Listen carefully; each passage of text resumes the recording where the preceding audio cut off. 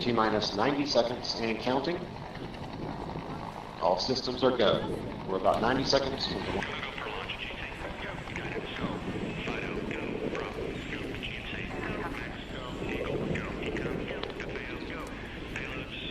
T minus 60 seconds and counting. Coming up on a go for auto sequence start.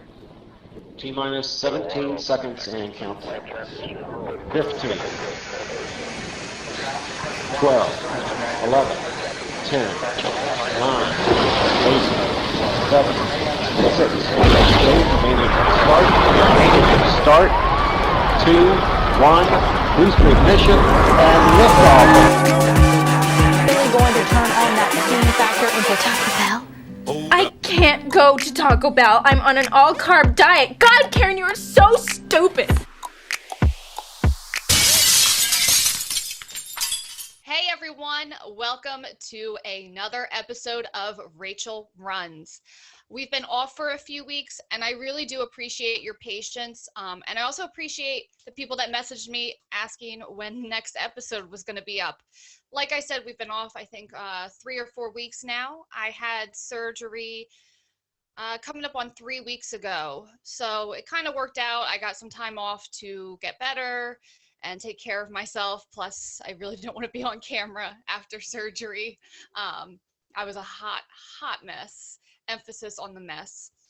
But the last couple weeks have been really interesting because I know in our previous episode with Bennett, we did touch on how to come back from an injury, whether it's for running or if you're just working out and getting back into it. But I've really had to deal with that the last couple weeks. I knew going into the surgery for sure I was taking off at least 1 week, zero activity at all. Then I tried asking my doctor at my 1 week follow-up, what do you think? Can I, start doing anything? Nope. So I had a second week off and he really kind of explained it to me like prioritize the long term over these few weeks. And I tried to really take that to heart and go with that and listen to that. So I took off completely 2 weeks, no exercise, no nothing, absolutely no running. And this week I finally just started to do a little bit of light exercise. And it's so funny. I was so worried over the 2 weeks. Am I going to gain weight? Am I going to lose all my fitness that I worked so hard for? And I just went into this week with go really slow, do very light, low intensity cardio, low impact. I have done absolutely no jumping around. That's a big thing. I'm really not supposed to be jumping around, and definitely no running yet. So if any of you have ever heard of the Beachbody workouts, they're pretty great. My dad introduced me to them a few years ago. We use them for cross training with our running because there's some really good programs for strength training. And if you're a runner, I would highly recommend checking it out. They're just easy 30-minute programs. And there's all kinds of other programs on the Beachbody app. But I use the 21-day fix program for my strength training usually. So this week I just started with the lower body because I'm not supposed to really be doing anything with my upper body yet. So I started with the cardio and lower body and just modified everything. And part of me was bummed because I felt like, I'm doing less than what I'm capable of, but I knew I needed to prioritize not hurting myself or, impacting my recovery. So I was using little to no weight at all and doing all the modifications for the moves, which it felt new and weird to me. But it also gave me a appreciation for when I am at my normal capacity and healthy, just how fortunate I am to not have any physical limitations.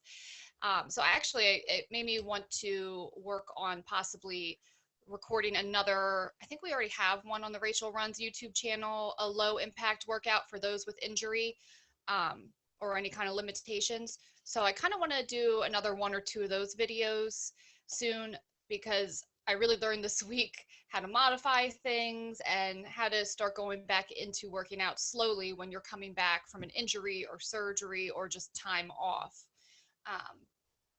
as far as running, I'm hoping maybe mid next week to test out like a 2 miler just to see how I feel. I'm really trying to, for the first time, listen to my body. If something hurts, not to push through it and to take a step back, modify, or just stop altogether.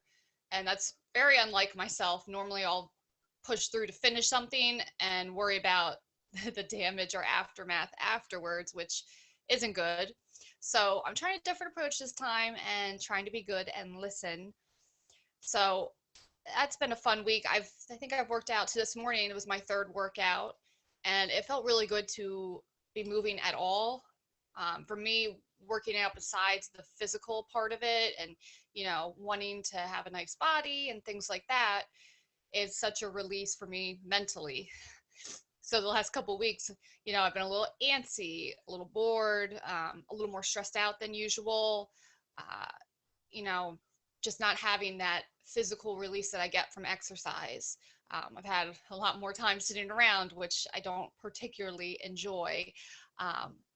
But so I have a new appreciation for the ability to be active and exercise. And I really can't wait to get back to running. So hopefully, fingers crossed, in another week or so, I can start dipping my toes into it gently, and we'll see how it goes from there. As far as plans for marathons or any races are still kind of iffy with COVID. There's a couple that we're looking at, myself, running friends, my dad who runs with me a lot. And I'd like to look into a fall marathon. I'm hoping by fall that, majority of people will be vaccinated and things will be safer and more races will be held. So I am considering a fall marathon. But it's funny because I was marathon training right as COVID and the shutdown started to happen. I was well into marathon training and in really good shape. And then COVID hit, shutdowns happened, marathons were canceled. I was holding out hope till the very last second for the marathon. I think it was the New Jersey Marathon that I was signed up for. And I've done it once before. It's awesome. You run through all different areas of South Jersey. It's beautiful. So I was all excited to do it again. I felt like my training was going really well. And I kept checking my email every day and their website, waiting for that announcement that the race was canceled. And it finally came. And this was in, March of last year.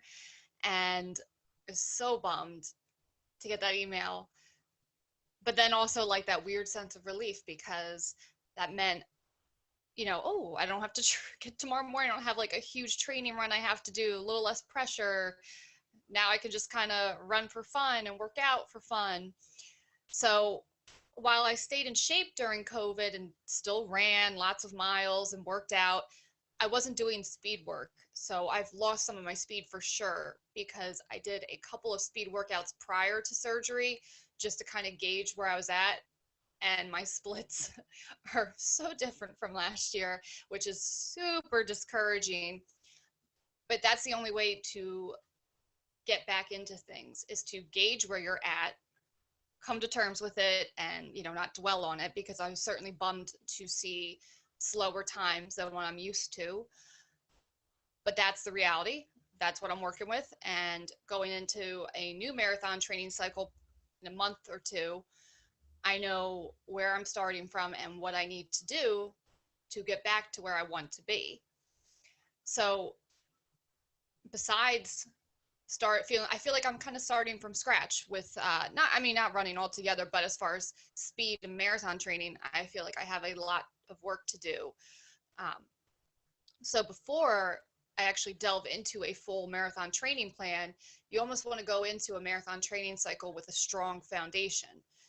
If you're going for a time goal, that is, you really want to go into the training cycle strong. So before I actually begin a 16-week marathon training plan, I need to spend a month or two just getting a strong foundation back. So that's going to look like, one sort of medium to long run a week and one speed workout a week to work on getting some speed back. And you'll gain fitness during your marathon training cycle, of course, but if you go into it with a strong foundation, It's so much better for your training cycle and hopefully your results at the marathon itself. So I'll probably, as soon as I can actually get back into running and I feel fully okay to run and not in any pain, I'll probably be doing track workouts of like 400s, which for any non-runners is once around the track, and 800s twice around the track, and doing repeats of that nature, and working on some of my short-term speed, and then over my long runs, eventually adding in tempo miles and whatnot, so that hopefully in a couple months when I'm ready to start a actual marathon training cycle, I feel strong and ready to go and not behind the 8 ball. So that's so far my running plan for this year. Get myself with a strong foundation after the surgery, especially get back to how I used to feel, especially pre-COVID with my speed, because I was probably the fastest I've ever been right around before COVID hit. And I lost a lot of that this year, but it wasn't all bad. I gave my body a break because constantly doing speed workouts every week is a lot on your body, and that can lead to injuries. So in a way, having a year off from, hardcore training was good for me, but now it's time to get back to work. And of course, surgery is delaying that a little bit, but I feel ready mentally to start getting back on track. And I don't know about other runners. I hate speed workouts. They suck. They're painful, and that's the truth of the matter. They suck, especially when you're just starting and coming back and trying to get fast again. They are so much more painful. I really hate them. I hate track workouts. I can't even lie. I love a good long run, but just speed workouts are brutal. They physically hurt. They mentally mess with you. They become more tolerable and sometimes even fun when you're doing them in a group and when you've been doing them for a little while. So, your body is more accustomed to it. But in the beginning, like those first few, the worst. So I know I have that to look forward to in another month or so. But so I guess a mental prep while I'm still healing, mentally prepare myself for the speed workouts. I'm definitely not quite ready. Even if I start running next week, they're going to be gentle runs. Even this morning, doing my workout, I'm not jumping. It's all low impact. So if I do start running next week, it's literally going to be a couple of 2-milers at a slow, easy pace just to test out how I'm feeling. So speed workouts are probably still 3 to 4 weeks away. And even then, I'll just start out with, 3 or 4 400s on the track, maybe some 200s and strides. Strides are always a great way to start dipping your toe into speed workouts. If you are new to speed workouts, strides are great. They help with turnover and efficiency as a runner. If you're doing them on the track, it's about 100 meters. If you're doing them in the street, it's about the length of 2 light posts. There's no set distance. It's just a short amount. It's less than 1/10 of a mile. And you're basically running at a full sprint, but you're also focusing on really good form, especially with your arms and your posture. And while you're sprinting, it's still a controlled form. So if you're new to trying to get faster or just getting back into speed, I highly recommend doing strides. The way I like to do them and was taught to do them by a friend of mine is if you're going on a run, about a mile or so before you're done, do anywhere from 5 to 10 strides, and then finish your last remaining mile of your run, because then you're learning to push yourself after doing a little bit of speed. So another important part of a stride is after you're done your sprint, walk back to start, giving yourself a chance to recuperate, your heart rate to come down. So basically you're just sprinting, walking back, and repeating anywhere from 5 to 10 times. And it's really good for learning to train yourself to be uncomfortable. And this is a shorter amount of time than doing a track workout, but it's a good way to teach yourself to learn to be uncomfortable, but to control it. and it'll make you a more efficient runner overall. So actually, before I get back on the track, I'll probably add strides into a couple of my runs just to loosen up and remind my body of what it is to be uncomfortable, out of breath, and pushing for speed. So that's kind of my plan right now. I really appreciate everybody that's listened to the show so far. We're going through some changes already, only a few episodes in, but that's kind of the nature of anything with podcasting, social media. Things are constantly changing and you have to go with the flow. So this episode was really more so just to come back, talk about what's been going on with me for the last few weeks, but we'll definitely get back to doing interviews and having experts on to talk about different things. I know Bennett's episode was super popular, so I definitely want to have him back on because he can probably offer more tips for how to get back into running or working out after an injury and taking it slow and, the proper steps. But I'd also like to delve into mental health topics, talking about social media and the impact it has, especially, it's on men too, but as a woman, what it does for our self-esteem and the pressure for being thin, and even besides your body, your face, you're constantly worried about how you look. So I definitely want to explore some of these topics in upcoming episodes. I also want to touch on eating disorders because that's something that's affected me personally. We're going to have a whole host of topics coming up in future episodes, and I'm really excited to broaden, because I know this is called Rachel Runs, but it's not just running. We'll talk about lots of things, and the whole point is to explore all avenues of health besides physical. Mental health is crucially important to living your best life and being happy. So I look forward to touching on all of these topics with you guys. And if you have suggestions for specific topics you want to talk about, whether it's running related or not, we'd be more than happy to cover them. And I want to take a quick moment to thank our sponsor, Southpaw Customs. I have my little cat mom cup right here.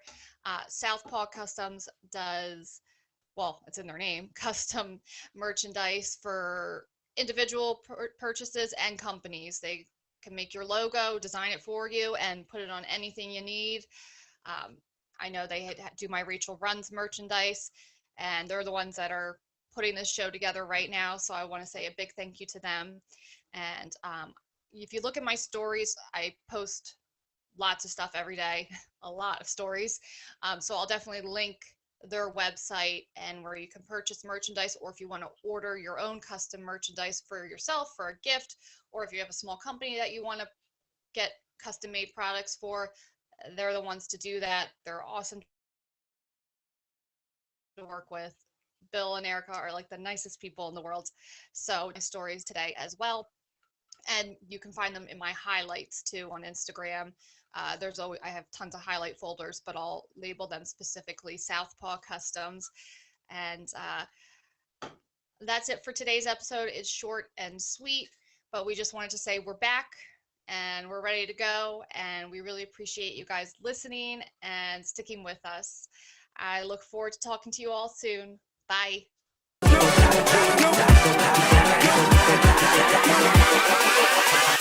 Hold up.